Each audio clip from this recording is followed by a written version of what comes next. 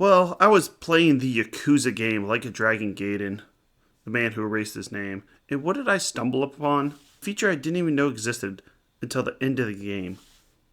You actually have your very own Sega Master System. A total of 12 of them. Some I've heard of, like Galaxy Force, or Flicky, that addictive game. But I'd never played Enduro Racer before, and I have to say, playing it in 2025, it holds up really well. This was an extremely fun game to play. It's also one you can beat in 20 minutes. Sometimes when you play these retro games, the controls just don't really work. Especially true of 3D action games. I've been trying to play Symphon Filter on PS Plus, which is a third-person PS1 action game, and man, the camera is driving me nuts. You could barely aim in that game, but that's not true of Enduro Racer.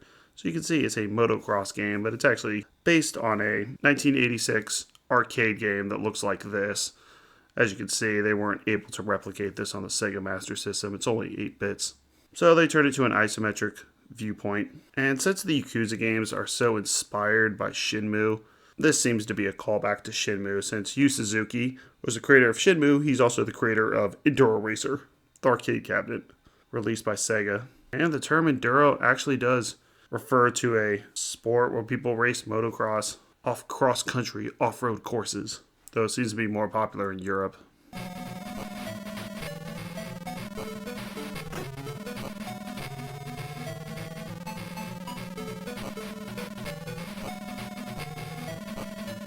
You get 10 stages in total, and it takes you literally a minute or two, closer to a minute, to beat each stage. So could you beat this game in 10 minutes? Yes, but that's if you do perfect runs. This is going to require a lot of trial and error, and really the last 5 stages are reskinned versions of the first 5. But still, this is just a fun game to play. The controls are precise. You can actually control the character in the air, so if you hit a wrong jump, just like you can like Mario Brothers, you can actually control him into the right position. And if you're playing the Like a Dragon Gaiden version, very useful rewind feature. So instead of having to repeat a course over and over again, you can just hit the rewind and go back 10 seconds. You have to hit checkpoints as you go through these levels on your Enduro Racer. And reaching one does add time, but if you miss one, then you have to start over. You have to avoid trees, rocks, puddles, logs, and they even throw some uneven terrain at you so that your racer controls differently.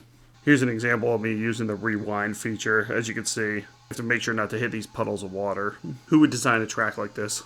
But when you hit rough ground, you slow down, and if you hit perfect jumps, you speed up. So you really can, once you practice enough, hit these flawless runs. So Enduro Racer is a great game. Get Like a Dragon Gaiden, or get a Sega Master System, or just emulate this thing. Legally, of course.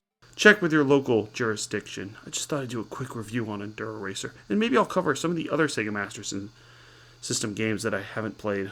And I really do think playing these through emulation, even if it's through another video game, a mini game, in another game, is the best way to play. You get the rewind feature.